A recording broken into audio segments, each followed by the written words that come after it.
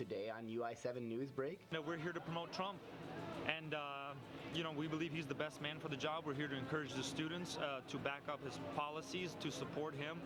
The election is in the rear-view mirror, but the impact is being felt here on the U of I campus.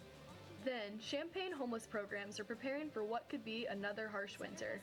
Plus, a look into how local organizations are dealing with recent shootings in the area. Your UI7 Newsbreak starts right now.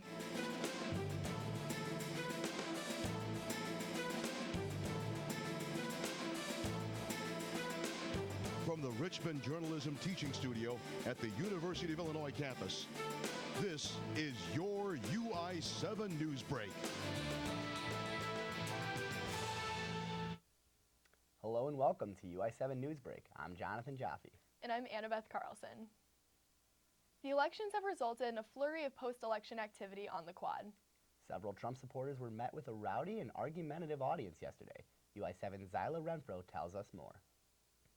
She doesn't know who she is. And Brother Mikhail Savenko is one member of the Champaign-Urbana community who says he is happy about the upcoming Trump presidency. we're really excited about that Donald Trump is now the new president, so we're very proud about that. We're happy about that. We're here to encourage the students to back up his policies, to support him. We believe he's the God's man for the job. Savenko says he supports Trump's trade and immigration policies. He and other preachers engage with students on the Quad every day. They preach Christian beliefs, often drawing large crowds of students who argue that his rhetoric is offensive and homophobic. Today, however, the crowd is even more boisterous than normal. I'm standing here in front of a very large crowd of students. Savenko has actually been preaching on the Quad for most of the semester. However, this is one of the largest crowds that has occurred all year. Most of the comments have been fueled by post-election results. Many students challenged Savenko on his Trump support. Sophomore Ernest Lucius says that the election win has emboldened Trump supporters who are coming out to antagonize and provoke. It's important to realize that this system is it's stacked against us. Minorities, like people of color, LGBT people, people of lower classes, and what it really comes down to is white supremacy. Despite the debates, Savenko hopes to convince students of Trump's ability to lead the country. I'm here to encourage these students over here so they would become Christians, they would support Donald Trump, so we can work together and make this country great again. University of Illinois Police Department was called about the disturbance on the Quad. Although police monitored the situation, Savenko was allowed to continue preaching due to freedom of speech. In Urbana, I'm Zyla Renfro, UI7 Newsbreak. Not all of the post-election events on the Quad were contentious. Some students were offering outlets of positivity despite their reactions to election results. Students promoted positivity for one another with free hugs on the Quad. Others gathered to hold hands in support. The hand-holding turned into chanting and Soul Train line as more students got involved. They chanted, "Keep loving, keep fighting," as students walked by. Organizer Zujo Rodriguez put out a call to action on Facebook, and the event gained more momentum than she could have imagined. My heart is swelling and bursting with so much joy at the thought that, they are one. This is all individuals. I am one individual, and all we did was say, we're going to come out here and we're going to hold hands, and now this is what has transformed. She encourages students to be hopeful, to keep loving and fighting. A new president may be on the horizon, but so are colder temperatures, which brings greater struggles to homeless people in Champaign County. We take a closer look at this issue. Imagine feeling cold this winter and not having shelter. This may be reality for the homeless in Champaign this winter. Local programs are doing what they can, but are facing challenges after budget cuts. Rob Dahlhaus III is the managing director at CU at Home. He has seen the effects of budget cuts. I think that it's more prevalent. People recognize it more in the winter months. And obviously with the extreme temperatures and weather, that's when people want to talk about it. And the fact that from this time last year to now, we've lost 95 shelter beds in this community. Dahlhaus used to work for the Time Center, part of the Rosecrans Agency for Mental Health and Substance Abuse. But Rosecrans' Director of Clinical Services, Julie Cartel, says their work is harder with budget cuts. For many, many years, we were able to serve almost 70 men on any given night with our Time Center, but because of the funding, that we're down to just 20 beds. Cartel says it's frustrating they can't do more. I'm standing outside Rosecrans, a local organization that once had room for 50 beds for people using its programs, but now it only has 20 after the recent budget cuts. People can still use See You at Home's Phoenix Center because it's privately funded. Dalha says they rest on couches and play music and board games with volunteers. They also learn about resumes and Social Security. The center doesn't have food or beds, but they help find them. One way is the Salvation Army's See You Canteen, which drives supplies around. For now, Dollhouse will help anyone get out of the cold. We say that this is a place of grace, and we want people to feel comfortable to come in here and then be able to ask for the help when they're ready for it. In Champaign, I'm Annabeth Carlson, UI7 News. Also in Champaign, a handful of gun incidents took place across the city last week. UI7's Misaki Sugimoto gives us a look into how those in the community are responding. Director of Operations at the Don Moyer Boys and Girls Club in Champaign. In light of recent shooting incidents, he makes sure to tell the kids he works with that they have a voice. All of our teens, especially in our community, an opportunity to come in if they have concerns, fears, their feelings, whatever it may be. We come here with our caring adults, and we wrap our arms around them and really let them voice what's going on in their community and how it's affecting them, and let them know that the club is a safe place. Shootings, like the one that happened here over the weekend at the 300 block of North 3rd Street, is what's keeping Champaign residents worried. The shooting at the 300 block was about 2 blocks away from the Boys and Girls Club. Other gun-related incidents occurred in Campus Town and at Centennial High School. Burton says he feels the youth that he works with are safe at the Boys and Girls Club. You know, we are aware as a staff of what goes on throughout the community, but we haven't heard anything. From what our youth have stated to us is they feel really safe here, and they love coming here. Sergeant Aaron Landers with the University Police Department says that people should plan for the worst. It happens very rarely, and most people will never experience something like this. But the way to be effective and to do the right things and to survive these kinds of situations is pre-planning. And so many people try to push that off like, oh, it'll never happen to me. I don't want to think about it. And then when they're in that situation, they handle it very poorly because it's never crossed their mind that this is going to happen. Landers says that people should reference the run, hide, or fight guidelines when dealing with the shooter situation.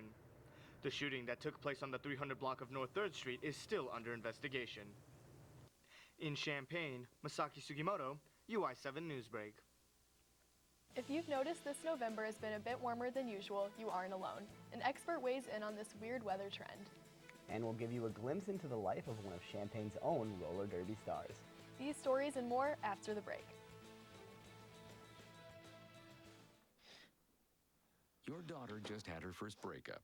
Do you A, put yourself in her shoes? B, console her? Don't worry, sweetie. This is gonna happen a lot. Or C, find her a new boyfriend? Nice, single boys.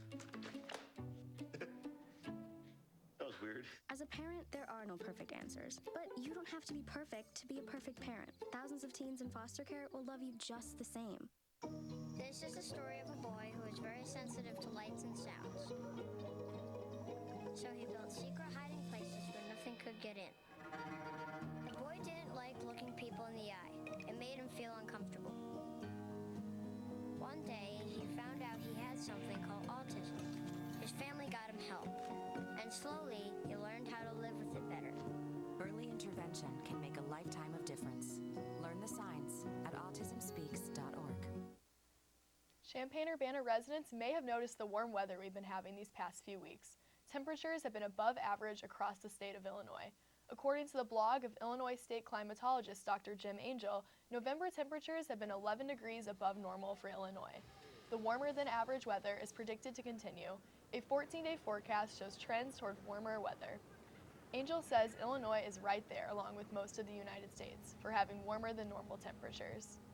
It's getting warmer here in Illinois. It's getting warmer across the United States. It's a very common theme that we've been seeing for the last couple of years is that this warming has been very widespread. Angel says even though Illinois may see some snow this winter, it is actually going to be a mild winter when looking at overall climate change trends. The sun was also shining on Dad's Weekend at U of I, which means that the football tailgate was as lively as ever. The Dad's Day festivities began as early as 8 o'clock in the morning on Saturday. Students and their fathers were piling into Grange Grove, firing up their grills and pouring up their drinks. For a lot of dads, it was the first time seeing Illini football play under new head coach Lovie Smith. After many hours of playing games, eating, and drinking, the tailgaters began to enter the stadium. To the delight of the dads, they got to witness the first Fighting Illini win over Michigan State in a decade. Sticking with sports, a Parkland soccer player led her team to nationals last week after a tough battle. UI7's Heather Muno has the story.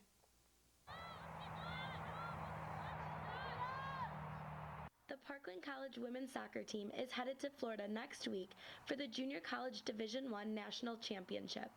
Hannah Martinez got the game-winning goal in double overtime, leading her team to nationals. I cried. I mean, we just had so much emotion. As soon as it went in, I looked at my teammate Alyssa, and I just saw her, her face, and I don't know, I just started crying. It was something I'll never forget. I'm standing here inside the Parkland College Athletic Center.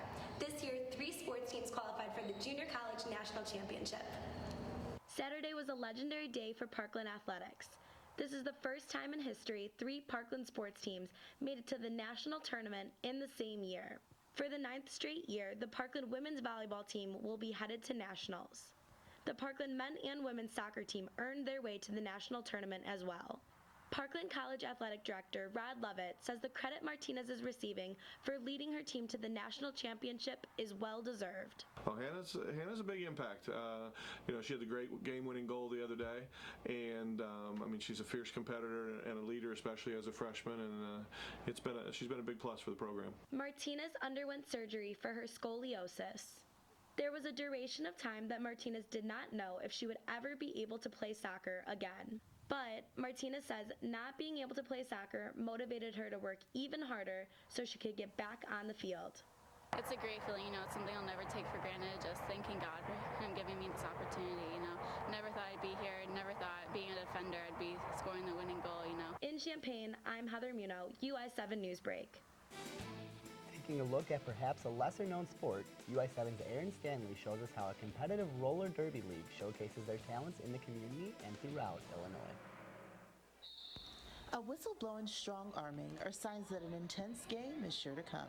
The Damaging Dames and the Pain are 2 competing teams who belong to Champaign-Urbana's premier roller derby league, the Twin City Derby Girls, or TCDG. Founded in 2010, this predominantly female league is working hard to break barriers. Babetron 3000, member of the Pain, says that roller derby has affected her personally. I've learned to be more assertive. I've learned to not apologize as much because I feel like the girls I used to skate with would always yell at me for apologizing. They'd be like, there's no sorry in derby. So I'm a little maybe more aggressive here than other parts of my life. It sort of starts to meld in and it becomes a big part of your life. So. Roller derby has been stereotyped as a sport of pure entertainment, emphasizing the dress or lack thereof of its players. These women have bonded together over the love of skating, but don't be confused because this game can definitely get physical. Falls, scrapes, and bruises are all typical parts of the game when it comes to roller derby. Vanilla Thunder, member of the Damaging Dames, says that she is no stranger to the pain. Lots of sweat, blood, and tears, broken bones. I've been pretty lucky. I broke my tailbone and 1 finger, so that's it so far. TCDG is always looking to recruit local members in hopes of growing their teams to compete in neighboring counties and throughout the state. Sarah Elder, interleague coordinator for TCDG, says that being based in a college town makes it hard to keep members. Recruiting is actually kind of hard in a university town. We have all these awesome skaters from the university that come and play, and they're working on their PhD, and then they leave us and go be amazing people in the world. The Twin City Derby Girls' home team's successful season will all lead to their championship in December. Locals looking to join can grab their skates and put their skills to the test alongside these passionate skaters. In Champaign, I'm Erin Stanley, UI7 Newsbreak. I kind of want to check out that roller derby. I know. I love all those alternative sports. I'm actually doing bowling next semester. I'm sure my dad's really proud of me for my last semester senior year. But did your dad come for Dad's Weekend? He did, and he was so excited to see the Michigan State win. He went here, and he never misses a game, even on TV. Awesome. So it's cool he got to see it in person. That's awesome. My dad was in Florida. He doesn't like to have that much fun. Anyway, that's all we have for today. I'm Jonathan Jaffe. And I'm Annabeth Carlson. Thanks for tuning in to UI7 Newsbreak. For more stories, you can follow us on Facebook and Twitter at UI7 Newsbreak. Thank you, and have a great day.